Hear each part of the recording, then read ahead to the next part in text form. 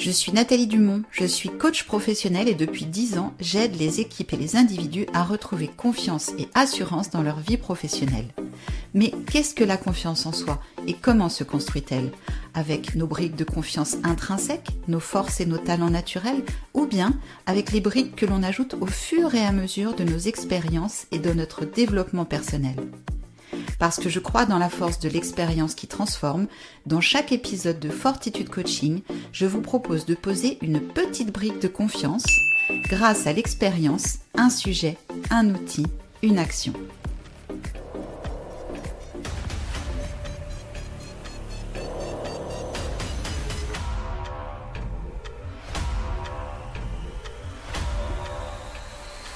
À quelques jours du marathon de Paris, j'ai eu envie de partager mes doutes, mais surtout les petites briques de confiance qui m'aident à y faire face.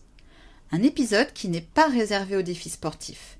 Il s'adresse à toutes celles et ceux qui, face à un objectif personnel ou professionnel, se retrouvent confrontés au doute.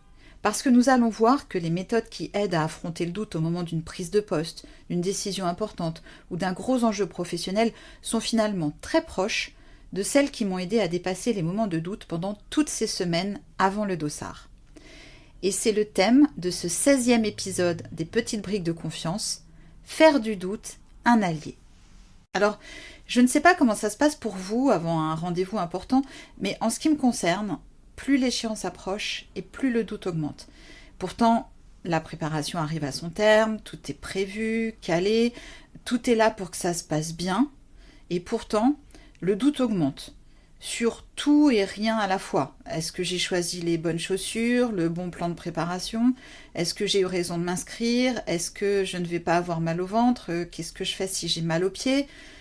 Le jour, la nuit aussi, je rêve que je rate le départ, que j'arrive en retard, que je ne retrouve plus mon dossard au moment de partir. Bref. Oui, il y a des moments quand même où le doute est vraiment très présent. Et au fond, c'est normal de douter. Je sais que ça fait partie de mon mode de fonctionnement. Que c'était la même chose avant mes combats, quand je faisais de la boxe en compétition. Que c'est la même chose avant chaque gros enjeu professionnel. Il y a toujours un gros moment de doute, mais au final, ça se passe bien. Ça ne m'empêche pas de réussir. Mais malgré tout, à chaque fois, le doute est là. Et le problème, c'est quand il prend vraiment trop de place. Parce que, sinon, derrière le doute, il y a une intention profondément positive. Le doute, comme le stress, bien sûr, a un effet qui limite, qui freine, qui empêche, mais le doute, comme le stress, a un effet positif qui met en mouvement. L'intention positive du doute, c'est de nous protéger, de nous permettre d'agir en sécurité, de reconnaître qu'on a encore des choses à apprendre, encore des choses à améliorer pour aller vers l'objectif. Et cette intention positive du doute, c'est, de mon point de vue, la raison pour laquelle c'est vraiment une erreur d'opposer le doute et la confiance. Et voici justement une première piste. Accepter le doute. Accepter le doute, c'est d'abord reconnaître qu'il est là. Reconnaître que je doute et accepter de regarder ça en face. Et ça signifie forcément accepter de regarder en face les émotions qui vont avec le doute, même si elles ne sont pas très agréables. L'anxiété, le stress, l'hésitation par exemple, que peut provoquer le doute. C'est écouter, comme on l'a vu, l'intention positive du doute, qui est de nous protéger. Et c'est accepter qu'il est possible de douter et d'avoir confiance. Oui, il est possible de douter et d'avoir confiance. Pourquoi? D'abord parce qu'il peut y avoir une partie de moi qui doute et une autre qui garde confiance. Douter, ça ne signifie pas forcément tout remettre en question. Par exemple, je doute de ma capacité à tenir sur la distance puisque je ne l'ai jamais fait, mais d'un autre côté, j'ai profondément confiance dans ma discipline de préparation. Ensuite, parce que douter, c'est juste ne pas être certain. C'est pas ne pas avoir confiance. Le doute, c'est ma petite voix intérieure qui me demande « Tu es certaine de pouvoir atteindre ton objectif ?» Mais elle ne me dit pas « Tu n'atteindras pas ton objectif ». Et c'est pas du tout la même chose en réalité. Sauf si je la laisse s'installer et prendre tellement de place que je vais finir par croire en ce qu'elle me dit. Et c'est là que la préparation mentale est intéressante. Mais est-ce que c'est vraiment juste de parler de préparation mentale? Pas forcément. Pas forcément parce que Si on reprend l'exemple du doute et de la confiance, le doute, c'est un processus de type cognitif, mais qui s'accompagne automatiquement d'émotions. Lorsque je doute, je vais me sentir inquiète, anxieuse, stressée. Et la confiance, c'est plutôt un état psychologique qui s'accompagne lui aussi d'émotions. Le calme, l'assurance, la sérénité. Dans les deux cas, la conséquence est émotionnelle. Et c'est pour cette raison-là que ce n'est pas tout à fait juste, à mon avis, de parler uniquement de préparation mentale. C'est peut-être plus juste de parler de préparation psychologique. D'abord parce que quand on parle de préparation mentale, on pense tout de suite au sport, bien sûr. Et il faut savoir que la plupart des méthodes de préparation des sportifs s'appuient sur les mêmes approches que celles qu'on utilise en coaching, avec le travail sur les émotions, avec des techniques de visualisation ou avec tout le travail autour des croyances limitantes. Et ces méthodes ne sont pas seulement un travail du mental, elles s'appuient aussi sur le corps, avec les comportements, et sur les émotions, comme on vient de le voir avec le doute ou la confiance.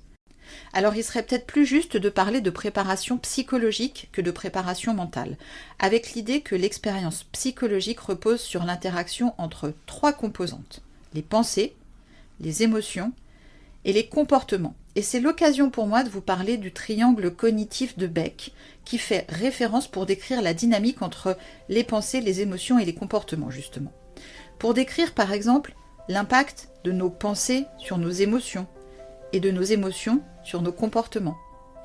Alors pour cet épisode des petites briques de confiance, je vous donne mes 3 pistes de préparation psychologique pour faire face aux doutes pendant ma préparation du marathon de Paris.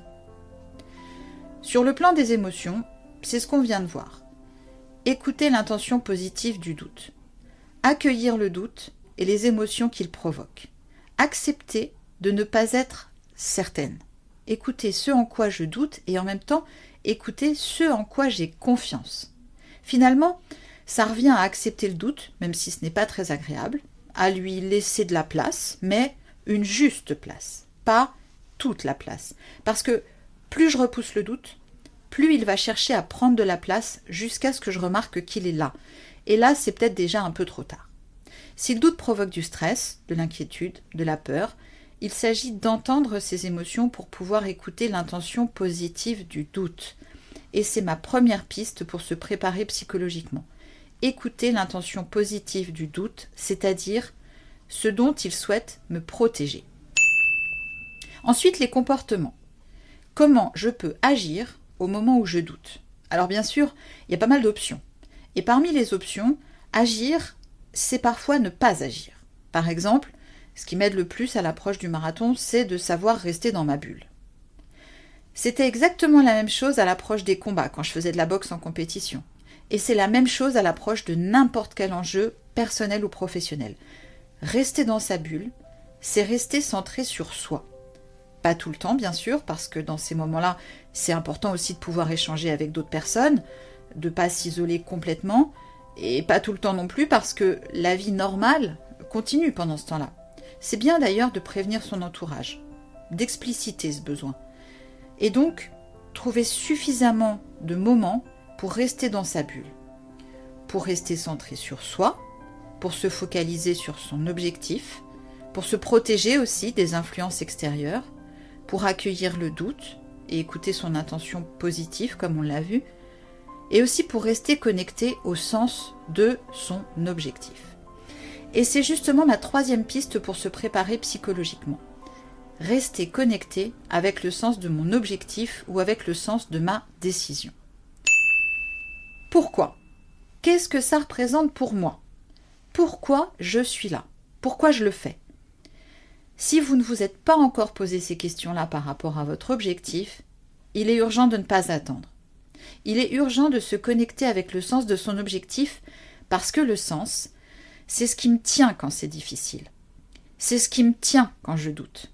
C'est ce qui me rappelle pourquoi je suis là, la raison profonde et même le besoin profond que je nourris en décidant d'accepter cette promotion, de monter ma boîte, de me marier, de divorcer, de m'inscrire pour cette course. Le sens de ma décision, c'est ce qui me tient pendant 15 semaines de préparation et encore plus quand c'est difficile. Quand je sors m'entraîner alors qu'il pleut, qu'il neige, que j'ai mal dormi, que j'ai une journée chargée, que j'ai plein de courbatures, quand j'en peux plus de manger des pâtes ou que je refuse un verre de vin. Et c'est ce qui me tiendra, j'espère en tout cas, dans les kilomètres difficiles de la course. Quand ça fait mal, quand ça monte, quand la petite voix intérieure viendra me dire « Mais qu'est-ce qui t'a pris de te lancer dans un truc pareil ?» Je lui rappellerai pourquoi je suis là.